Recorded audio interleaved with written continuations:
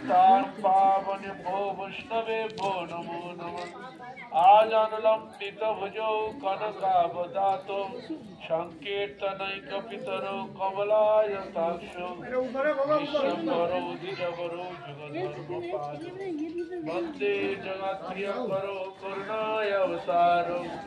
हे कृष्णा करुणा सिंधो दीनबन्धो जगत्पते गोपेश गोपिका कांत राधा कांत नमस्ते महाभाव स्वरूपिणं कृष्णं प्रियावरीरसि देव भक्ति करे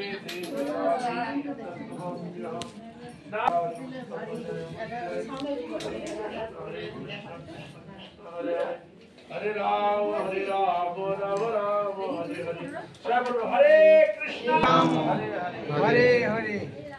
এখন আমরা দর্শন করতে করতে আসছি নন্দগ্রাম পর্যন্ত। আপনারা তো শুনেছেন, একটু বলেছেন ওই যে নন্দীশ্বর পর্বতের উপর কৃষ্ণ বলরাম মন্দির। তারপরে যেখানে আমরা প্রসাদ পেলাম ওইটার নাম হচ্ছে টের কদম্ব। ওইখানে কৃষ্ণ বলরাম ওনারা গরু চড়াতে আসতেন, আর গরুগুলো ঘাস খেতে খেতে বহু দূরে চলে যেত। আর কৃষ্ণ ওই কদম বৃক্ষের উপরে উঠে বাঁশি বাজিয়ে একটা গাভীর নাম কত শ্যামলি ধবলি পিয়ালি এরকম একটা গাভীর নাম, ওই বাঁশি ফুঁক দিয়ে ডাকতো। আর ওই টের বাজমানে যে ডাকছে এটা টের পেত, ওই জন্য হচ্ছে টের কদম। বুঝতে পারছো হরে কৃষ্ণ? এই বাঁশি ডাকলে তখন সব গাভীগুলো এসে জড়া হয়ে যেত কৃষ্ণের কাছে। ওই যেখানে প্রসাদ পেলাম বন্ধ আছে, ওইখানে ছিল রূপ গোস্বামী তপস্যা করেছিলেন। একদিন সনাতন গোস্বামী এই যে পাবন সরোবর পাশে দেখলো, সনাতন গোস্বামী ভজন কুটি দর্শন করে এলাম। উনি ওইখানে ভজন করতেন, আর মাঝে মাঝে রূপ গোস্বামী ওখানেও উনি গ্রন্থ লিখেছিলেন, ভক্তি রসামৃত সিন্ধু একটি গ্রন্থ, ওই টের কদম্ব বসে উনি লিখেছিলেন।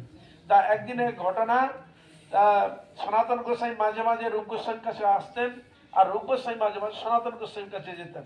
তা একদিনের ঘটনা, সনাতন গোস্বামী এসছেন রূপ গোস্বামীর কাছে, বলে দাদা তো অনেকদিন পর এসছে, একটু প্রসাদ তো দেওয়া, সব তো ভিক্ষা করে খেতেন, ইচ্ছাতে একটু যদি প্রসাদ পেতাম তাহলে আমার দাদাকে দিতাম আর। তো হঠাৎ একদিন দুজনে হরিকথা কৃষ্ণ কথা করতে আলোচনা করতে করতে ভাবাবিষ্ট হয়ে গেছে। তো একটা মেয়ে সে এসে বলছে, বাবা এই চাল আর এগুলো দিয়ে যাচ্ছি, তুমি এগুলো পরমান্ন রান্না করে তোমার প্রসাদ পাবে। কিন্তু উনি দাঁড়িয়ে দেখছি, আর আমি যে বললাম ওরা শুনলো কিনা।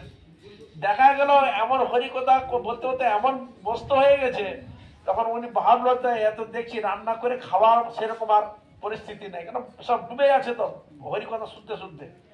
তখন উনি নিজে রান্না করে ওখানে রেখে দিয়ে বলে, বাবা তোমরা তো হরিকথা শুনতে শুনতে তো তোমরা তো ভাবে বিভোর হয়েছ, আর আমি রান্না করে এখানে রেখে গেলাম পরমান্ন করে, তোমরা খেয়ে বাবা চলে।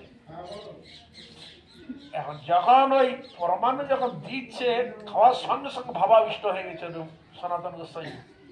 এই এত সুন্দর একবার পুরো চারপাশে মানে গন্ধে একবার বেঁচে উঠেছে। বলে এই পরমাণু তুমি কোথা থেকে নিয়ে এসছো? কে দিয়েছে? কে দিয়েছে? কোথা থেকে নিয়ে এসছো? বলে এই যে একটা মেয়ে এসেছিল।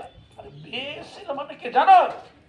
এরা রানীর পাচিত অন্ন পরমান্ন, আর আমরা রাধানি সেবা করবো, তাকে কষ্ট দেবো না এটা ভাবি, আর তুমি আমার জন্য রাধাকে কষ্ট দিলে? হ্যাঁ, তুমি মনে কোনোদিন এরকম ভাবে চিন্তা করো না।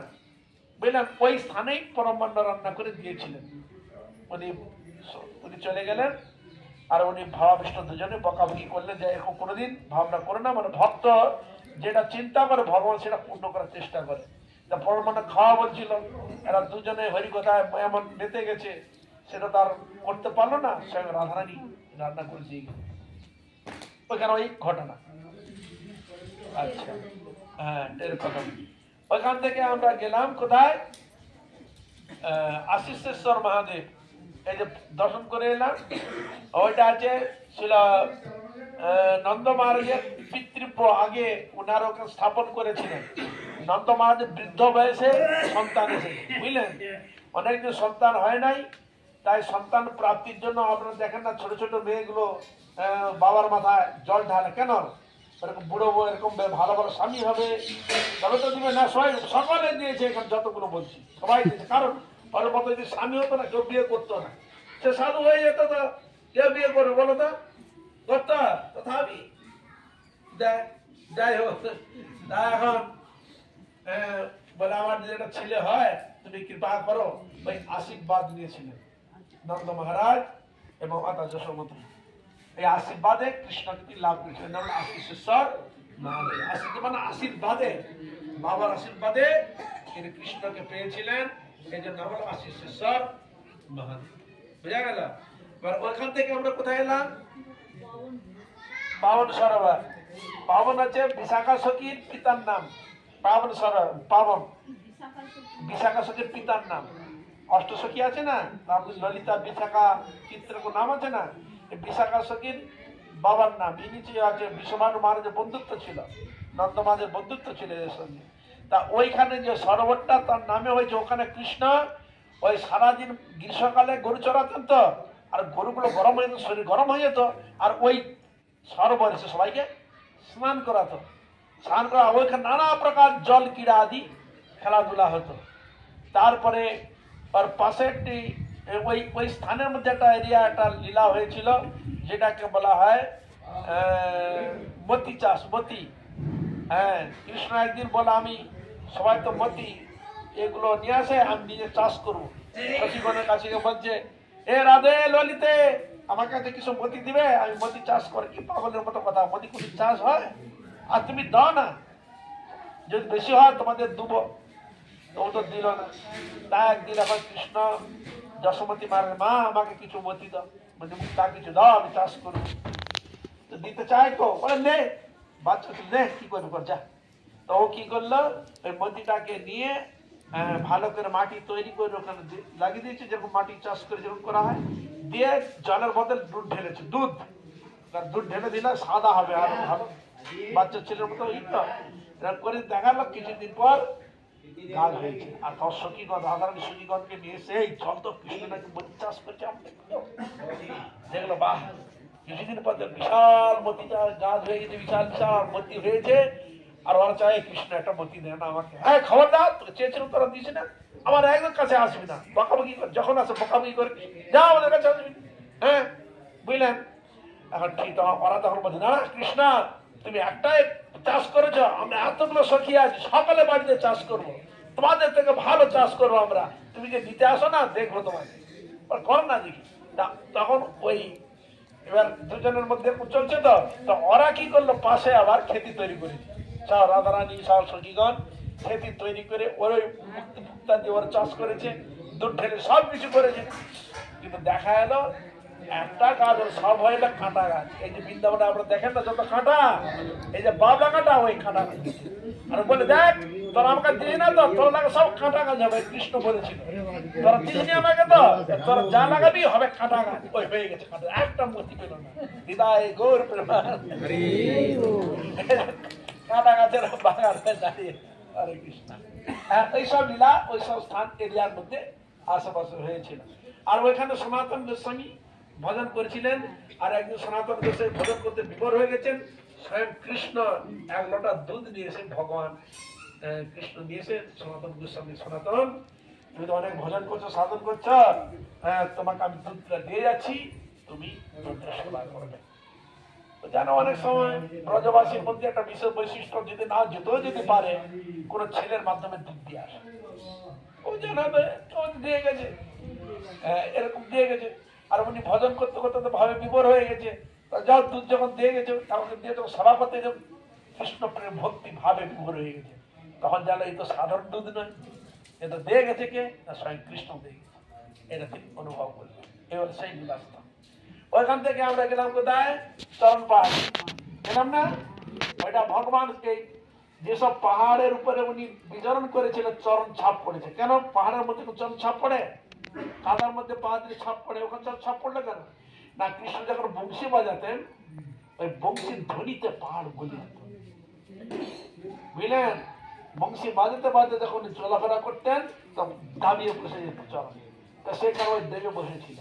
আর অক্রুরকে যখন কৃষ্ণ কংস যখন কোনো দিক দিয়ে সাহায্য করতে পারছে না কৃষ্ণকে, সব অগাসুর বকাসুর দুনিয়াকে মেরে দেয়, তখন একদিন কৃষ্ণ আনার জন্য অক্রুরকে পাঠিয়েছে, যা অক্রুর তুমি নিয়ে এসো।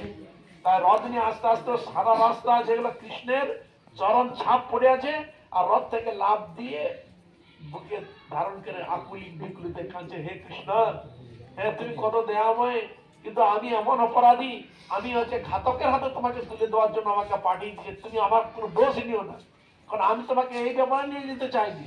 ও কি করবে কৃষ্ণকে নিয়ে? তো মারবে, মারার জন্য তো নিয়ে যাচ্ছে, কিন্তু আমি একজন ভক্ত হয়ে জানা শোনায় কৃষ্ণকে আমি একটা ঘাতকের হাতে তুলে দিতে পারি? এই যে তার মনে খুব দুঃখ, ঠাকুর তুমি তো অন্তর্যামী সবই জানো, কিন্তু আমার তো সে ইচ্ছা নাই ঘাতকের তুলে দিতে, কিন্তু তুমি তো সব জানো, তুমি আমাকে ক্ষমা করো। এরকম আকুলিত ব্যাকুলিত কন্দন করছেন, আর ওই স্বর্ণ পাদুকা নিয়ে খুব মানে আরতি সাথে খুব কাঁদছেন। আস্তে আস্তে যখন উপস্থিত হলেন, তার কৃষ্ণ বলরাম অক্রকে নিয়ে দুজন করে গোলা ধরলেন, আকুলিত ব্যাকুলিত হলেন, আর সব কৃষ্ণকে বললেন, কৃষ্ণ তুমি কোনো কি করে না বলো, আমি সব জানি, ও কি ব্যাপার তোমাকে পাঠিয়েছে। তো বল আমার একটা ভালো অংশ দুষ্ট হলেও আমাকে কৃষ্ণ দর্শন করার সুযোগ করে দিয়েছে, এরকম সুযোগ তো কেউ করে না। হ্যাঁ যাও ভালো, তা তুমি চিন্তা করো না, এখানে থাকো, তোমার সঙ্গে আমরা যাবো। তা এইরকম তারা মনস্থ যখন করলেন, এবার যখন আসবে রথের মধ্যে আসবে, তখন ওই সব গোপীগণ সব আগলিয়ে ধরেছে, যেতে কিন্তু জোর করে উনি কৃষ্ণ ওখান থেকে চলে গেছে, হলো সেই স্থান। আচ্ছা, এরপরে এলাম বোধহয় কোকিলাবন। কোকিলাবনে ওইখানে কৃষ্ণ তিনি ওই ললিতা বিশাখা অষ্টশকে এদিকে আহ্বান করতেন কোকিলের মতো আওয়াজ করে, ওই জন্য কু কু কা ময়ূর ময়ূরের মতো কোকিলের মতো আওয়াজ করে, আমরা কোকিলাবন। হ্যাঁ ওইখানে অনেক কিছু লীলা হয়েছে, যাও বলার সময় নেই, মা বলছে তাহলে যাবট। এই যে এটা যাবট, যাবট কথা অর্থ হচ্ছে আমার মায়ের হাতে মেহেন্দি দেন না, মেহেন্দি লাগানো অনেকে, হ্যাঁ এই জাব, জাব থেকে যে যাবট, হ্যাঁ যাবট, জাব গ্রামটাতে জাব গ্রাম, যাবট নাম হয়েছে। তা এখানে ঘটনা আছে এইটা আছে রাধারানী শ্বশুরালা। এখানে দেখবেন রেখেছে জটিলা এবং কুটিলা। জটিলা আছে কি হয় শাশুড়ি, আর কুটিলা আছে ননদী। হ্যাঁ এখানে উনি থাকতেন। তাহলে আপনারা বলবেন জটিলা আর কুটিলা এ তো খারাপ জিনিস না, এরা জটিলা কুটিলা এরা ছিল বলে কৃষ্ণ লীলাটাকে রাধারানীর মহিমাকে কে জানাতো? যদি জগাই মাদা যদি না উৎপাত করতো আমার মহাপ্রভুকে নিতাইকে তো জানতো। তাই এইসব লীলাকে পুষ্টি করার জন্য যাদের বাড়িতে জটিলা কুটিলা থাকে, একটা দিকে জানবেন এরকম দুঃখ দিলে ভগবানকে ডাকার সুযোগ পায়, হে গোবিন্দ তুমি আমাকে কবে এ থেকে উদ্ধার করবে, হরে কৃষ্ণ। এরকম থাকা ভালো, এরকম যন্ত্রণা এরকম কুটিলা জটিলা যদি থাকে, যদি আমাকে কৃষ্ণকে স্মরণ করিয়ে দেয় দুঃখের দ্বারা, তার ভালো কিনা খারাপ? আমি কুটিলা যদি না বলতো, তার কৃষ্ণকে ডাকতে কি আর কঠোর হবে? তাহলে আপনাকে যদি দুঃখ দিয়ে যদি হরিকে ডাকার সুযোগ করে দেয়, তাহলে সে সব থেকে পরম বন্ধু বলে আমি বলবো। আপনাদের কি বিচার আছে আমি জানা নাই। একদিক দেখে এইটা যথার্থ, যখন শরীরে ভালো আছে কোনদিন কষ্ট হঠাৎ হাঁটবে, হা গোবিন্দ আর পাচ্ছি না, এই যে গোবিন্দ তুমি যে বলছেন, ভগবান তো চায় সুষ্ঠু ভাবে তো কিন্তু ডাকবে না, ওই কষ্ট পেলে তখন ডাকবে।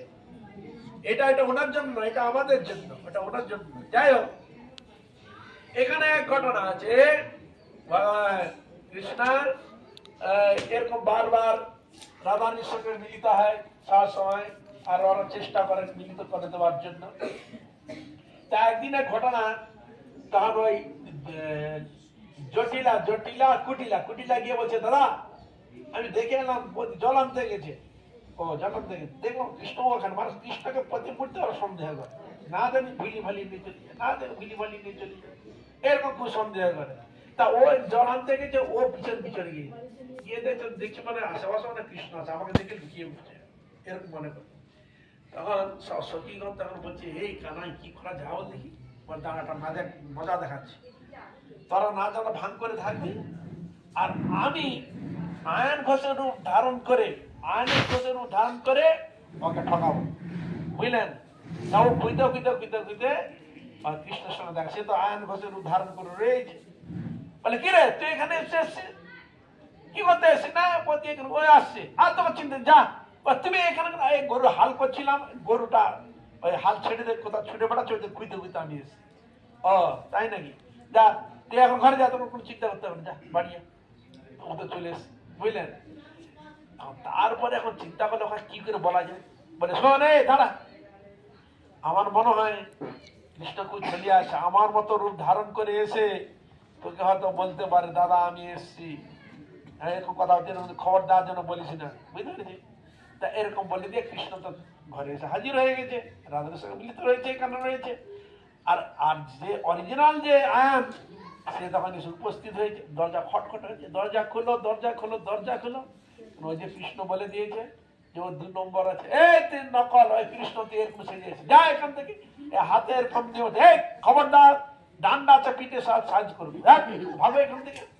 কি বলে কি রে, আজকে আর কি মাথা খারাপ হয়ে গেল নাকি রে ভাই, এরকম তো কোনোদিন করে না, আজকে এরকম হলো, কি ব্যাপার? হরে কৃষ্ণ, এরকম করে ওরা চলে গেল মন খারাপ করে, যা ওরা যা পারে করুক। তখন কৃষ্ণ তিনি মিলিত হয়ে গেলেন, রাধার সঙ্গে মিলিত হয়ে তিনি এই লীলা করেন। এখানে অনেক লীলা আছে, আমি একটুকু আপনাকে টাচ করতে পারি। হ্যাঁ, সুবল মিলন, আপনার নাম শুনে সুবল মিলন। হ্যাঁ, গরু চলে গেছে, প্রজার নাম করে চলে গেছে, গিয়ে গিয়ে বলছে আরে আরে আরে এখানে এরকম তুই এসছিস কেন, মানে গরু একটা হারিয়ে গেছে, এখানে বাছুর এখানে মিলে, আমি আসছি এখানে করতে। তখন সুবল বলছে সুবল তুমি একটু ঠিকঠাক করে একটু ব্যবস্থা করো, আমি এখন নিয়ে যাচ্ছি। তা উনি একটা গরুকে নিয়ে রাধারানী সুবলের পোশাকটাকে পরিয়ে দিয়েছে, পরিয়ে দিয়ে উনি সুবল ধারণ করে একটা বাছুরকে কোলে করে দিয়েছে, কৃষ্ণের সঙ্গে মিলিত হয়। এটা আমাদের সুবল, মধুমঙ্গল, মঙ্গলবার না মধুমঙ্গল, হ্যাঁ মধুমঙ্গল বলছে শোনা কৃষ্ণ, হ্যাঁ মধুমঙ্গল শান্তিপুরীরই আছে পুত্র বলা হয়, শিষ্য পুত্র যাই বলো, পুত্র মানে শিষ্য যাই বলো রেখো হবে। তার ছিল তো বলছে মধুমঙ্গল তুই কি চাস বল, বল আমি একটা চাস, উনি খুব মিষ্টি খেতে খুব ভালোবাসতো বাবা, খুব মিঠাই খেতে ভালোবাসতো। এখন মিঠাই যদি খেতে হয় তো ব্রাহ্মণ বাড়ি যেখানে সেখানে পুজো করতে সবাই জায়গায় তো মিষ্টি তো পাওয়া যায় না, তোমার কৃষ্ণ তুই যদি আমাকে ভালো করে মিষ্টি খাবার দিতে পারিস না, তোকে আমি ঠিক ভালো একটা ব্যবস্থা করি। কি ব্যবস্থা করে দিই, তুই কর না খাই, বল হ্যাঁ শিও। তখন ভগবান কৃষ্ণচন্দ্র তিনি তখন মধুমঙ্গল এক জায়গায় গিয়েছে পুজো করতে, আরো পিছন পিছন গিয়েছে, চল তুই থাকবি আমার কাছে, আর তুই আমার কাছে থাকলে আমার মোটা মোটা সব কিছু জিনিস পাওয়া যাবে, কেন তোর তো একটা মহিমা আছে, চল। তাই মধুমঙ্গল তিনি গেলেন, সঙ্গে করে নিয়ে গেলেন কৃষ্ণকে। তা এক জায়গায় যখন বসেছে তখন সখীগণের সঙ্গে দেখা হয়েছে, সখীগণের কাছে বলছি দেখো তোমরা যা চাইবে আমি সব দেবো, তুই বললে হবে নাকি, মানে মধুমঙ্গল বামুনের ছেলে, জানিস বামুনের ছেলে যা মুখ থেকে একটা যা কথা বলে ও তাই হবে। রাজি কি মধুমঙ্গল, তুই হ্যাঁ কি না বল, বলে হ্যাঁ, আমি পয়তা হাত দিয়ে বলছি তোদের মঙ্গল হবে, তোরা যদি আমার মনোবাসনা পূর্ণ করিস আমি তোদের সকল মনোবাসনা পূর্ণ করবো। কি করবি বল তুই? তখন তাদের মনে মনে সব বাসনা হৃদয় জানো, মনে মনে তুই যেটা ভাবনা করবে সেটা আমি দেবো। তখন হাতে একটা লেখে টেকে দিয়েছে, লেখে দেওয়ার পর হাতে কাগজ দিয়েছে, যে যার মনের বাসনা বললে লেখাটা কিন্তু হয়ে যাবে ভিতরে, বুঝলেন? হাতে কাগজ থাকবে, লেখা কিন্তু নেই, যে মনে যা চিন্তা করবে তার লেখাটা কাগজের ভিতরে হয়ে যাবে। এরকম মধুমঙ্গলের ব্যাপার, তার হাতে লেগে দিয়েছে, তার যে যা মন বাসনা সব বলেছে, হ্যাঁ এবার নিয়ে এসো, মধুমঙ্গলের কাছে নিয়ে আর মধুমঙ্গল একটা খুলেছে, বুঝলেন তো? খুলে দিয়ে গেল, সকলেই কৃষ্ণকে ভালোবাসে, বুঝলেন তো? সকলেই কৃষ্ণকে চায়, বুঝলেন? সকলেই কৃষ্ণকে চায়, কৃষ্ণের সঙ্গে মিলিত হতে, কৃষ্ণের সঙ্গে সকলেই মিলিত হতে চায়। তাহলে দেখা গেল তাই, তখন বলছে তাহলে তো এই সব যারা আছে সব তোমার স্ত্রী, হৃদয় গৌর প্রেমানন্দে, যত সব লোকগুলো তোমার স্ত্রী, তার তোমাদের আমি পাইয়ে দিলাম আশীর্বাদ করে, এ আমাদের খাওয়াও, এবার আমাকে খাওয়াও, ভালো করে খাওয়াও, বুঝলেন? বলে কোনোদিন আর ওই ছাড়াছাড়ি হবে না তো? বলে না, বলে চন্দ্র সূর্য যতদিন থাকবে আমি পয়তা হাত দিয়ে বলছি কোনোদিন তোমাদের এধার ওধার হবে না, যত ঝগড়া হোক, জটিলা কুটিলা যত ঝগড়া, যত যাই হোক না কেন তোমাদের সঙ্গে মিলন থাকবে, ঠিক তো? বলে হ্যাঁ। তখন সবাই তাকে লাট দিয়ে ভোরে করে দিল, কত আর খাবে, খাবে না, এই ইত্যাদি লীলা প্রদর্শন হয়েছে। मञ्चाकरुतरुस्य कृपासिन्धुभ्येव च पतितानां पावनेभ्यो वैष्णवेभ्यो এখানে আমার বৈষ্ণব চরণে দণ্ড প্রণাম আদি করছি। মঞ্চাকরুতরুस्य कृपासिन्धुभ्येव च पतितानां